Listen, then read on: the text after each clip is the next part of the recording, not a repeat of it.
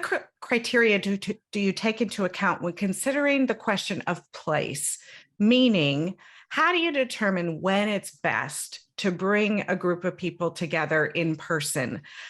So often I'm seeing a lot of companies make what I think is kind of an arbitrary edict, which is, you work from home on Monday and Friday, you come into the office Tuesday through Thursday.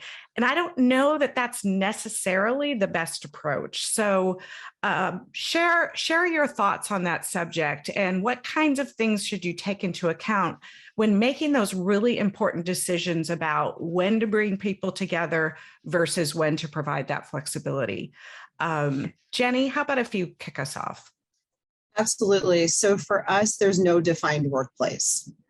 And we have critical on-site employees that need to be on-site 24/7 that have been covering things for us for years at ADP. So for us, work happens where the employee is. It could be at home, in an office. It could be in traffic, waiting for a light to change.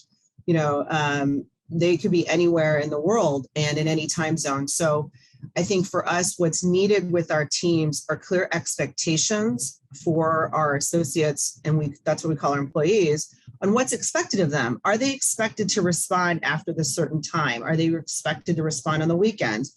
What channels are preferred by the team? What channels do we use in an emergency when we need to get a hold of an associate? So I think for us, it's looking at each team and what their shared goals are, the leaders sharing their expectations, and then what tools they're going to use to connect and collaborate. Like, for example, we use WebEx. That's a collaboration tool, but I think most teams would have guardrails on when and where to participate in those tools, and then the associates can follow those expectations. I love to hear Jenny say each team is figuring out their way case by case. Because like you said, Carrie, when you kicked off this question, I think that there are a lot of organizations and a lot of senior leaders and executives that are pushing for that arbitrary or standard answer here. We're all going to be in the office 2 days a week or whatever it might be. And I get that. There's a lot of uncertainty going on, and we want to have something that's certain. But then I think that we're missing an opportunity that could be a silver lining outgrowth of our pandemic here, that we could choose. We could choose what's going to work best for the work and for the people, for the work to be done well and for people to be served and be able to operate in ways that play to their strengths and work to the tasks that are at hand. So I've been encouraging leaders, hey, look at the work and which environment is best going to serve the kind of creativity or interaction or focus or integration that's needed.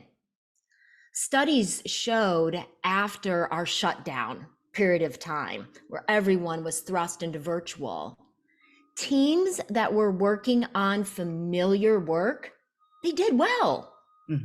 They figured out how to do it. They figured out how to connect. They did a really great job.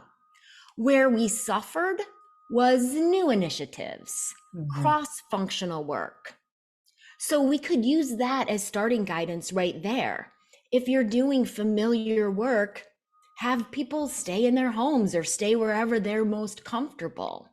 If you're launching something new or it's a nuanced topic or you need to bring different perspectives together, then see if you can get everybody together in the in-person environment, right? If that cross-team functionality, also, if you want to celebrate, that can be fun to do in person.